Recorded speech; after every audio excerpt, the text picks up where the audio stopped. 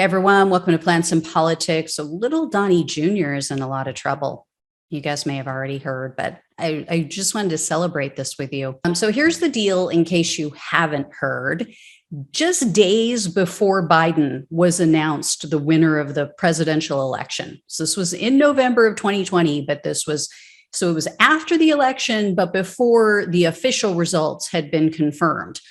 Donald Trump Jr. sent text messages to Donald Trump's his father's chief of staff and essentially admitted that Trump's administration had the ability to manipulate the election outcome. In a text message to Mark Meadows, Jr. wrote, quote, "This is what we need to do. Please read it and please get it to everyone that needs to see it because I'm not sure we're doing it. It's very simple. We have multiple paths. We control them all. We have operational control, total leverage, moral high ground. POTUS must start second term now." And then he continued, quote, "We either have a vote we control and we win, or it gets kicked to Congress January 6, 2021. So, and "we" was written in all caps. And the options that Don Jr. laid out in these text messages ended up being exactly what took place in the months that followed. He mentioned filing lawsuits in swing states. He mentioned having Trump electors gather and cast their votes for Trump. And he talked about pressuring then Vice President Mike Pence to dismiss or delay the Electoral College vote certification. And Jr. noted that, if all else fails, Congress can just step in and they could just dismiss the election results, and then Trump can remain in power. Sound familiar? Yeah. Of course, no one is accusing Don Jr. of being smart enough to mastermind all of this, but he was definitely pushing for his daddy's administration to use its immense power for his benefit. So in an interview with his attorney, the attorney told CNN, quote, "After the election, Don received numerous messages from supporters and others. Given the date, this message likely originated from someone else and was forwarded." So his attorney is either just as bright as his client or he's playing stupid, because where these ideas originated, that's not the point. The point is that the son of the then president was trying to use his father's office and authority to rig the election for his father. That's number one, obviously. Number two, he's admitting in writing that, we don't have to follow the rules, right? In saying we have multiple paths, we control them all. We have operational control, total leverage. And the fact that he mentioned that they needed to have a vote that they controlled, all of that gives up the game. They had the ability to push and pull the levers of government because those levers were all under the purview of the president of the United States. His dear daddy, the wannabe Putin dictator. And the fact that he admits that his daddy had control of everything almost seems to undermine their argument about a stolen election.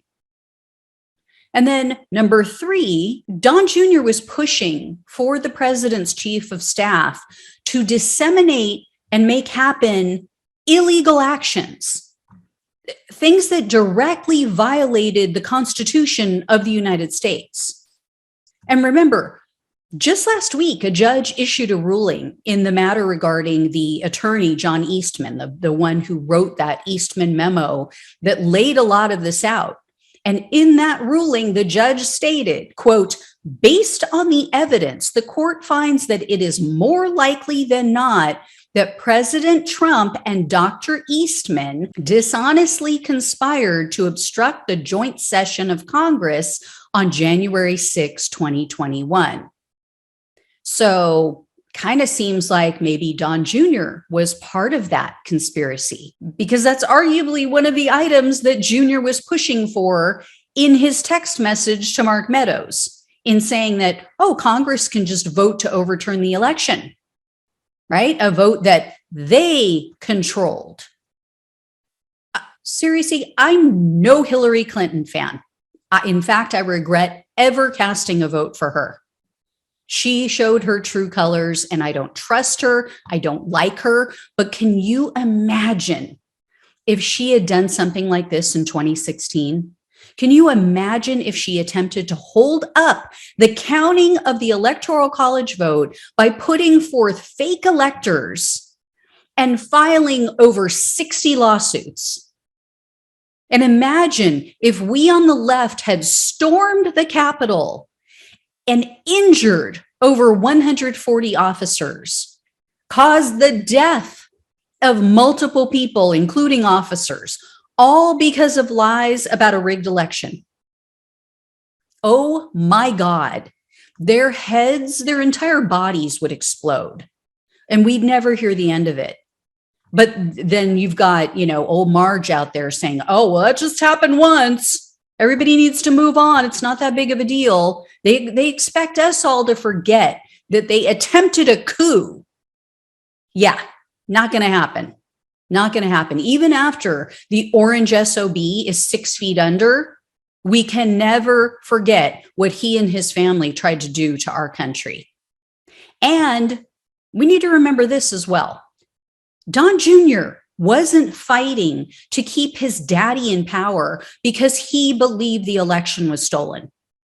He was fighting. We need to remember that about all of the Republicans, because they all had the same motive. Everybody makes the mistake of thinking that, oh, they're just Trump sycophants and they just believe in him so much and they're trying to help him at all costs. No, Don Jr., like all the rest of them, were fighting for a second Trump term because they all knew that all of their criminal activity would come to light. And then they wouldn't have total operational control anymore. Donald Trump couldn't just pick up the phone and order his newest fixer, his latest fixer, so-called Attorney General Bill Barr. He couldn't just pick up the phone, to make all of it go away, as he's done with so many other issues. That wouldn't be available to them anymore. They wouldn't have a direct line also, or a direct window into the DOJ to see, oh, what's coming up? What might we need to quash before it's made public? Don Jr. and all the rest of them, they're not fighting. They weren't fighting for Trump. Mark my words, they were fighting like hell to keep themselves out of prison. That's why you've got people like Matt Gaetz and all the rest of them who have fought so hard, who continue with this lie and fought so hard before everything was said and done, because they know and they knew that their asses were on the line. Not because they believed an election was stolen, or not because they give a damn about Donald Trump. That's the truth. So this is going to be fun. This is going to be interesting. I mean, an indictment, even just charges being filed, even if nothing comes of it, I will just enjoy that day so much. I will celebrate with all of you if they are charged with crimes like conspiracy. Donald Trump won't care, because narcissistic sociopaths never think that anything's going to happen to them. They think that they're the smartest person in the room and that they can get away with anything. But his kids, they may be scum, but I don't believe that they're sociopaths like their father. I think they know. And I think that it will drive them insane. I think that they will not sleep at night, and they will live in absolute terror 24/7. And it's what they deserve. Anyway, guys, I'll keep you posted on all of this. Thanks so much for watching and listening. Take care, and I'll talk with you soon.